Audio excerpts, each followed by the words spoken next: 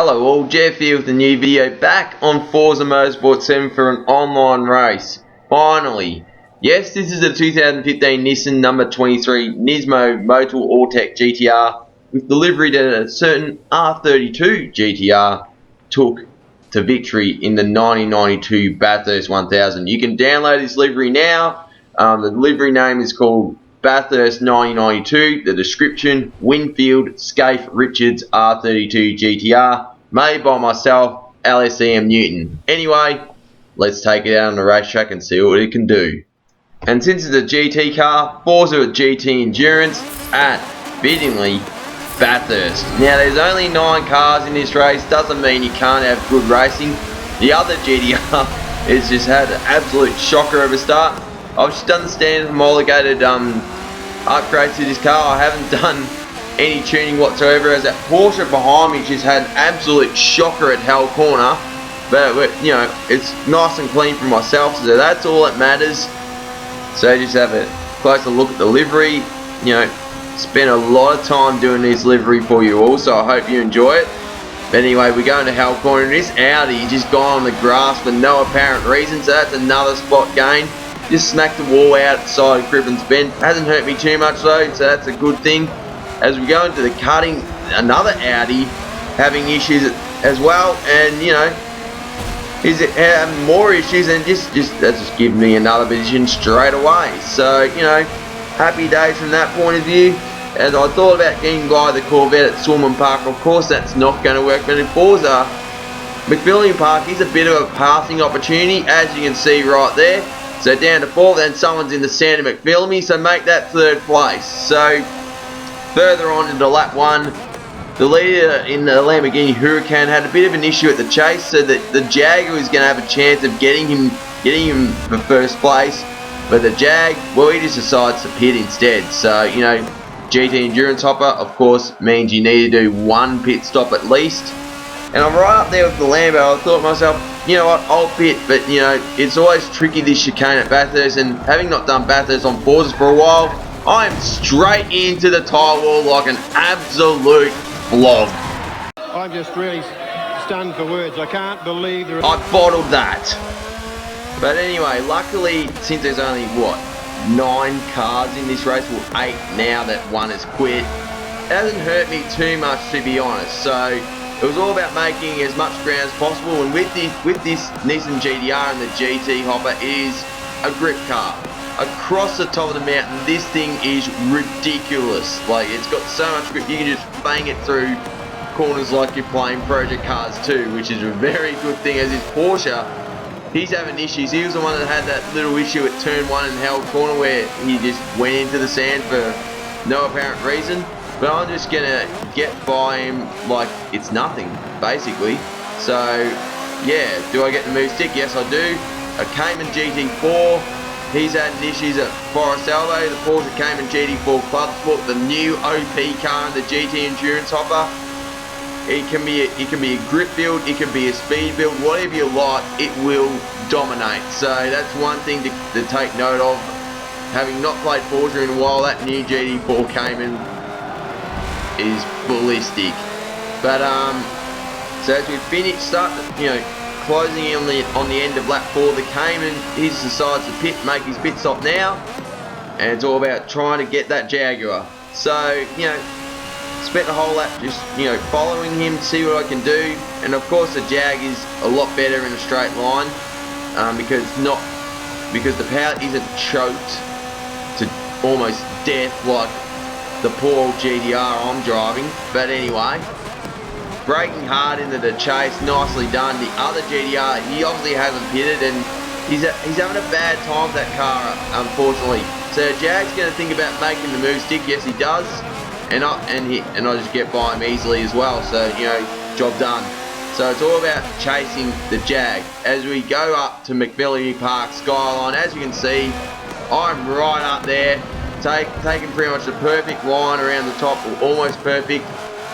You know, taking advantage of the grip of this thing.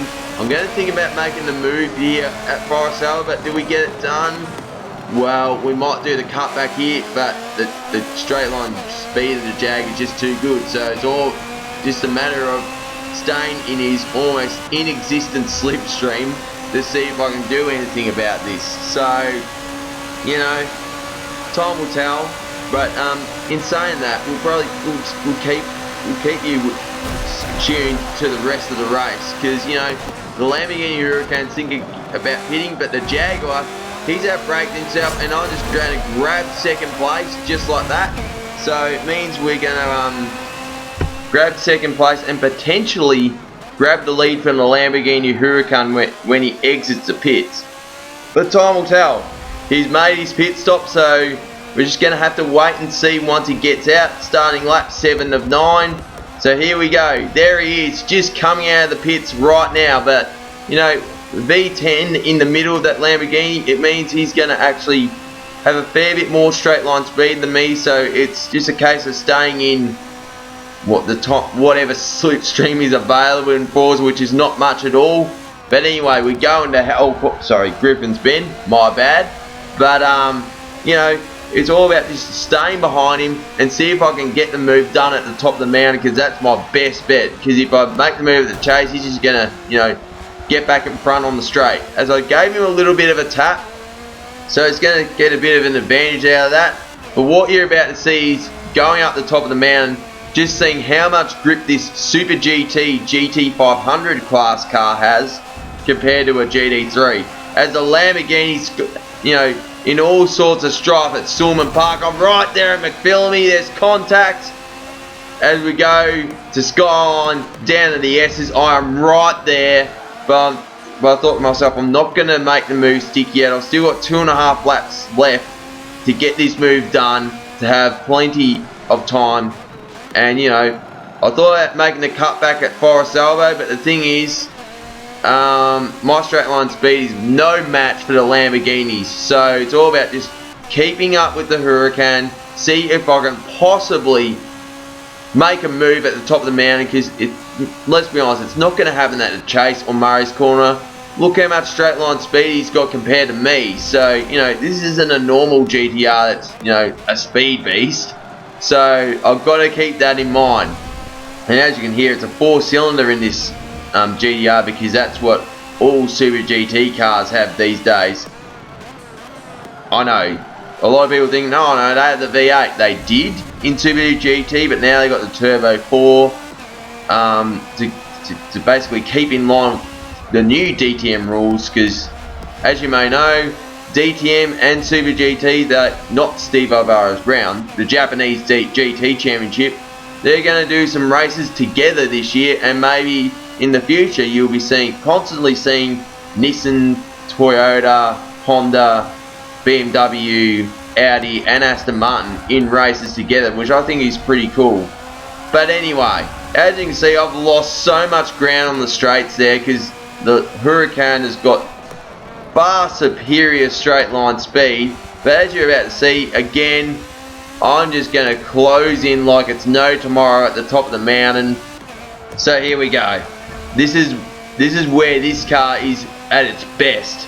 Up the top of the mountain, you know, that's where you get all the grip. You know, it's almost hitting 200 kilometers an hour through Sulman Park, through McPhillamy. That's pretty much Project Cars 2 speed for the GT3 cars. So that's just so you guys know. And I'm right there at the Huracan. I told you how strong this thing is around the twisty stuff, around the fast flowing stuff. But here we go into Forest Elbow. Again, try and do some kind of cutback to see if I can get close to him. I've scraped the wall, but what you're about to see is that V10 is just going to run away from me. So, yeah, as you saw, I can catch up. I'm like right by his rear bumper by the time we get to the S's. So, just got to keep that in mind. So we go down the chase, just try and optimize it as much as I possibly can. I'll go a little wide at the chase, obviously trying a bit too hard, trying to keep within as close proximity as possible with the Huracan. And we go into Murray's Corner. So now is the money paying positions. It's the last lap, the most important lap of the race. Can we make this move stick? You know, we've got that Jaguar in close proximity in case anything happens between both of us. Taking Hell Corner nicely there. So here we go. Of course the Huracan's going to run away because, you know, it's a straight. But once we get to the cutting, that's where I'm going to be very, very strong. So you may be thinking, oh yeah, this guy's no chance of beating that Huracan. Well, you never know. The last couple of laps you've seen me get right up close and personal with him. So time will tell. We go to the cutting. You've already seen how much ground I made up there. The Huracan, you know, pulls away a little with its better gearing, its better acceleration, its better straight line speed. But here is where this GT-R is strong. Here is where I can make Jim Richards and Mark Skate proud. By not crashing it in the rain. You can't race in the rain at Bathurst on Forza. Anyway, Skyline. I give him a bit of a tap. I just back off so he stays in front. Down the S's. The dipper. I've got a cut back on here. We're too wide out of the dipper somehow. You know, we're clashing wheels and we're going into Forest Alba, and somehow I've made him move sick. How I just glazed the inside wall and it just pulled off the Lamborghini. He had nowhere else to go. I apologise straight away because I didn't try and do that. I was just trying to all I was trying to do was defend my first position, which somehow I have. And yeah, but I can't just, you know, I can't just lose concentration because I know that Lamborghini is still very close because it's very good in a straight line. But as I have a bit of a moment out of the chase, that Huracan is definitely still there. So it's just a matter of you know, getting the braking marker right, taking Murray's corner perfectly, which I've done, and somehow I've got the win in a Winfield GT-R. There you go. There you have it. If you like the video, smash the thumbs up button, leave a comment, let me know what you think, and if you want to see more, subscribe and tap the notification icon. Anyway, this is Jeff here, and happy racing. Cheers.